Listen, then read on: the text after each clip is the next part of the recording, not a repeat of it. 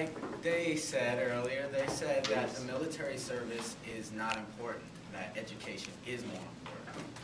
But without military, where would our stability, the strength, where would the unity be? The main patriots, like there would be nothing. And with education, yeah, you can go so far, but with your military, you can build more unity, you can build more structure to your country rather than...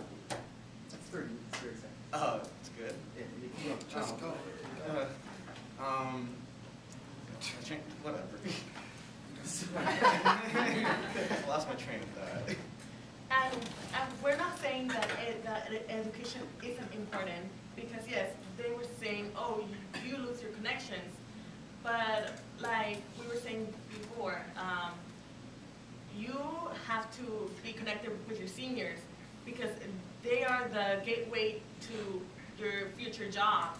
They are your seniors. That's and that you forget what you learned. I think I covered that about freshmen and readjusting. And anywhere you go, anywhere new, you have to readjust.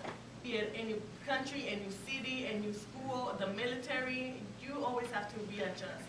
So that's part of life. I was recently watching a debate, and I quote this from a young man named Josh Reynolds. You can get a physical and mental disability being in the military. You can also get that in a car accident. You can get that from choking at dinner. You can also be diagnosed with cancer tomorrow, right? Okay. Also, the military focuses these days more on emergency tactics. They're not out shooting other people in boot camp. They're learning how to build tents. They're learning how to just survive in the woods for a night or two. And it's way less than it is than we see on TV. It's not like it is on Saving Private Ryan, whatever that movie is, or Glory. They're learning stuff that they need in life, stuff that I wish that I knew that I never learned as growing up. So, like I said, they break up, they're dating new people every other month, so I don't think that the relationship thing is much of a factor. And they lose friends when they go to the military, but they make brothers. I met you guys here, so I'm done. Come on, come on. Come on, somebody. Nice tagline. Nice tagline. They lose friends, but they make brothers. Huh? Nice tagline. Thank you, brother. All right, so I'm going to go back to Ricky's point. It's no surprise that South Korea does have a very high rate for education, and that a lot of people do graduate, and the efficiency, the learning efficiency is very high.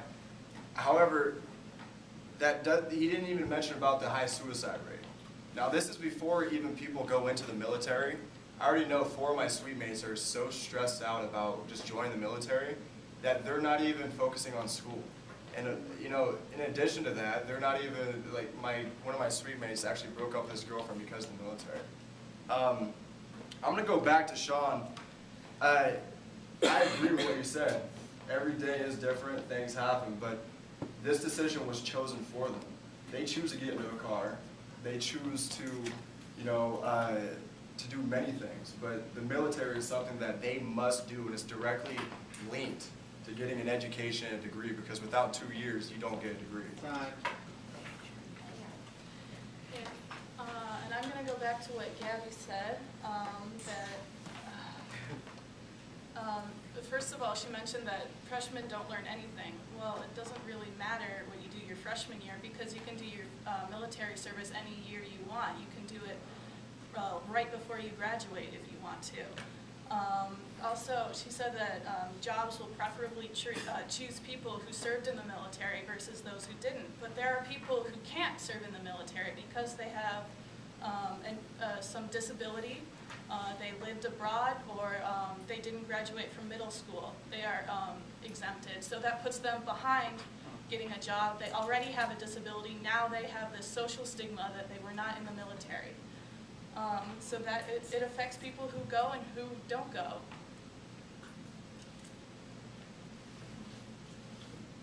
Okay, so going back to just looking at this debate overall. overall. The opposition's job was to say that the military service is not detrimental for university students. In none of their points have they even mentioned how it is not detrimental. They only said, oh, they have to do it, they have to do it.